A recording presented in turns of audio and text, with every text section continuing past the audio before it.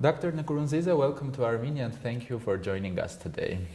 No, thank you, and it's my pleasure to have me in this beautiful country. Thank you very much. So let's start the interview. My first question, you are the co-founder and executive director of Never Again Rwanda, which is a peacebuilding and social justice organization that arose in response to 1994 genocide. Could you please share with us the vision and the mission of your organization? Yeah. No, thanks a lot. I think the reasons behind why we started this organization is that after the Jewish Holocaust, the world had said never again. Mm-hmm. But then 50 years later, the genocide against the Tutsi happened. So as young people who were born in exile, who had just returned because my parents were refugees, were 1959 refugees, the Tutsis that had been just out of their country. So we thought that the only way to make Never Again a reality is to have young people, empower young people to be the ambassadors of peace.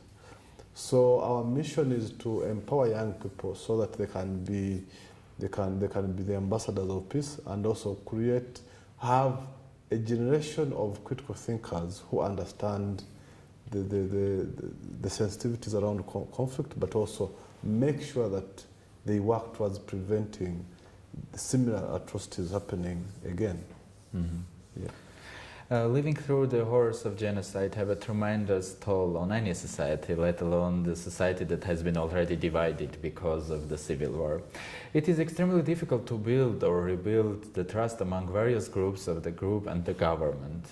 How did the society in Rwanda deal with this, and what is the situation now in Rwanda? Yeah. No, I can say that what we've been able to note is that in conflict prevention or in governance or maybe championing democracy, what in a post-genocide country, there is need for the political will.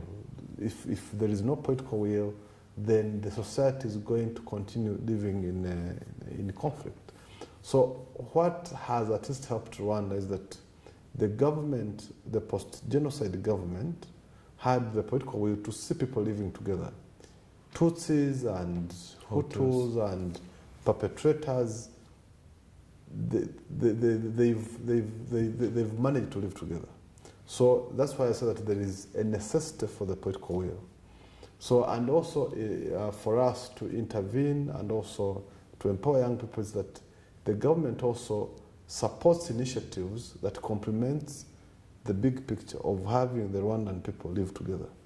So that's what has helped people to live together, and also what has been able to bring about the stability. So at the moment, I can say that the country is stable, and there has been various initiatives, the government and civil society and other international development partners who have helped to contribute towards building the social cohesion.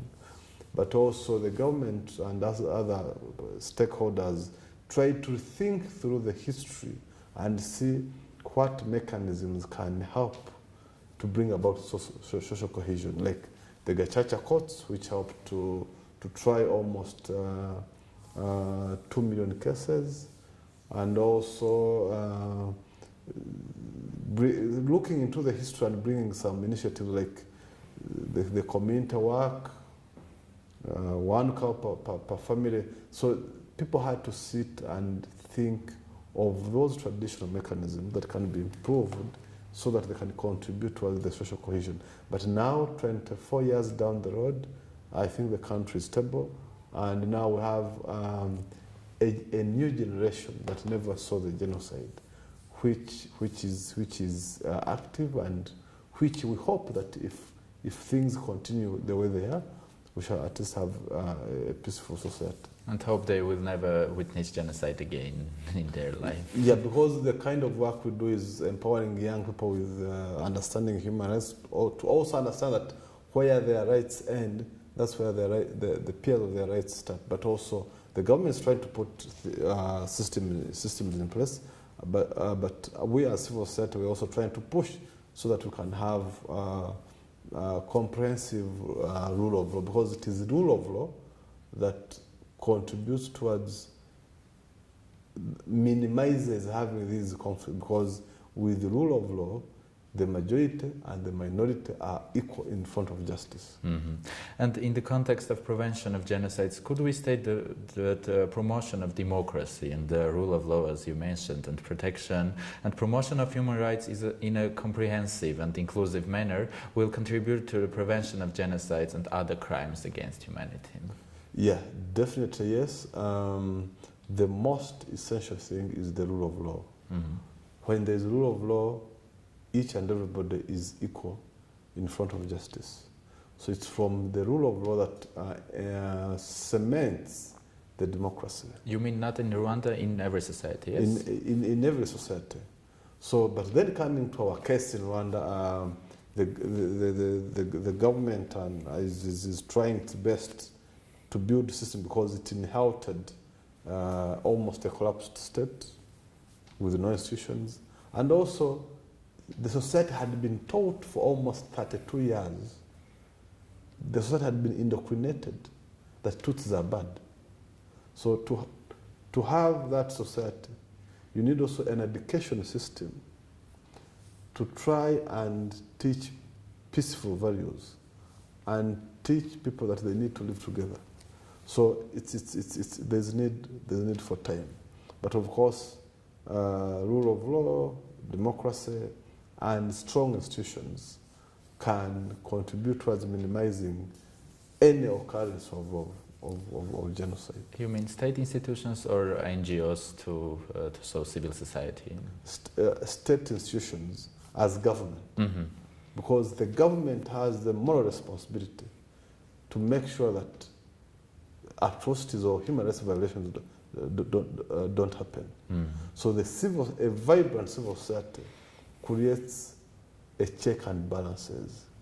So there's need for having strong institutions that can be able to detect and bring to book anybody who would instigate any sort of divisionism.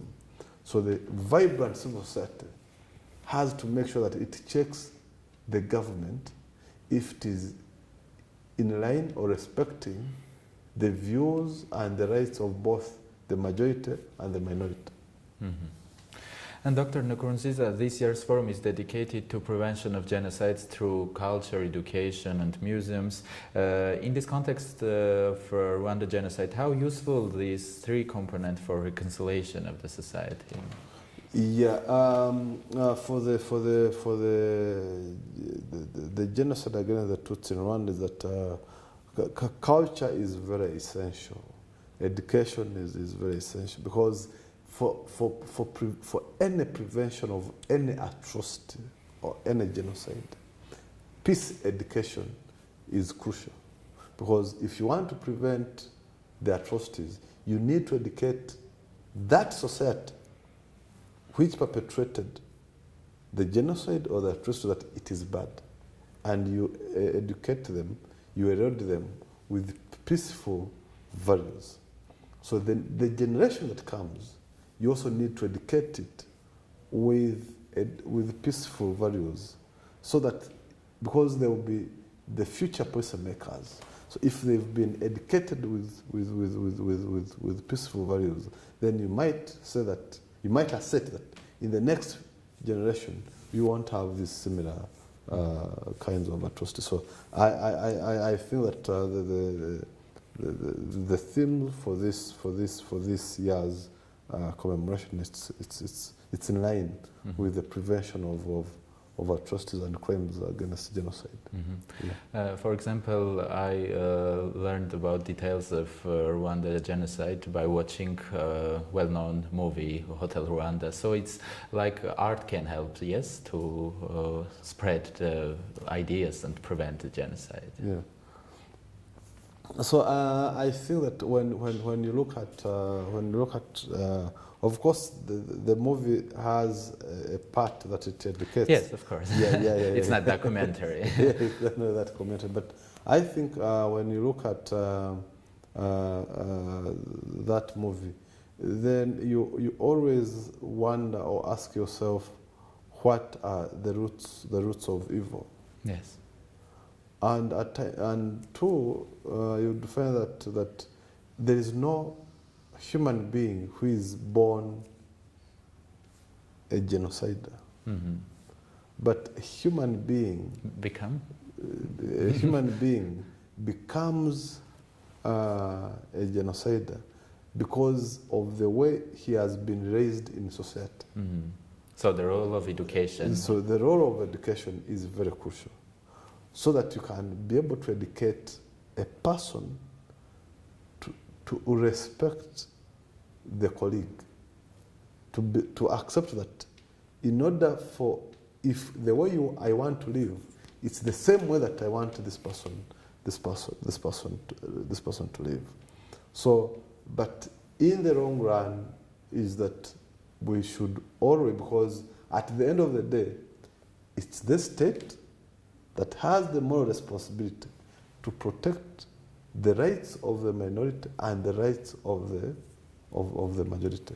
You can educate people, but the moment you don't have strong systems, you don't have freedom of expression, because with freedom of expression, you get to know what people understand, what people say, what people think, and then you know who have bad ideology that might lead to atrocities, and then you get those, you bring those people to account, or maybe you take them to rehabilitation centers so that they can be dealt with when it comes to making them get out of that genocidal thinking. Thank you very much. I wish you good luck in your activities and hope to see you in Yerevan again. No, thanks a lot, and I thank you for having invited me.